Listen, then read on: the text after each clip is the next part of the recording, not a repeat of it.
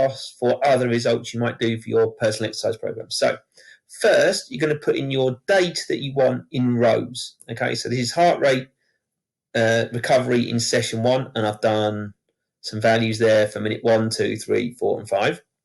And then I've done that for each one. And you can build this up over the time, or you can just record it and then put the data in at the end of your training program.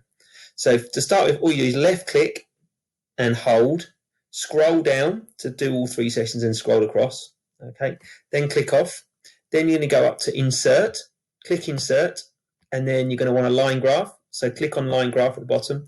I like the one with little spots on. I'm going to do a 3D version there. So then you've got your line graph, so it comes up like that. So that's your data into there. And what you can do, if you do another session, let's say you do heart rate session 4,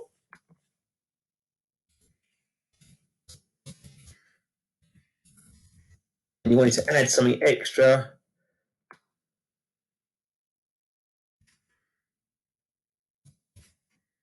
values in.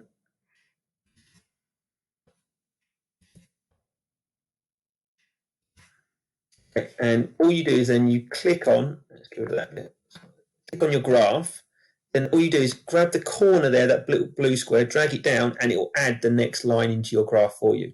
So you can edit your graphs as you go along. I would save this, keep this in a folder ready to update whenever you're doing your PEP. So then what we've got is we've got on our graph, we've got 4 lines representing your recovery over those 4 sessions, and you might have more. So we're seeing a different trend of the heart rate's going lower and you're recovering quicker too.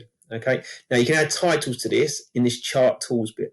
Okay, so you've got design options, you've got layout options, and in the layout options, you've got axes titles and you've got chart titles. So I want a chart title, so I want it at the top of my graph. So there, I'm going to write in recovery rate. Okay. And then I want an axes one, so I'm going to click on my axes, and I want a horizontal axes, and I want it below, and that's going to be minutes. And delete that. Horizontal below. Double click in the box and then delete that stuff out and then put minutes. And you do the same for a vertical axis, go to axis title and add those there. Okay, vertical axis.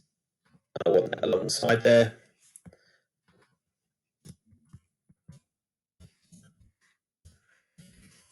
And that's, I've got my line graph, and you can edit that and add bits. And if you use the tools by clicking just in the box, these chart tools will allow you to change colors and formats, etc. Right, bar graphs now.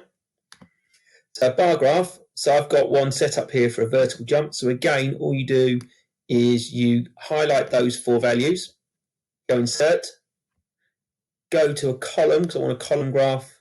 I'm just going to click that basic one at the top.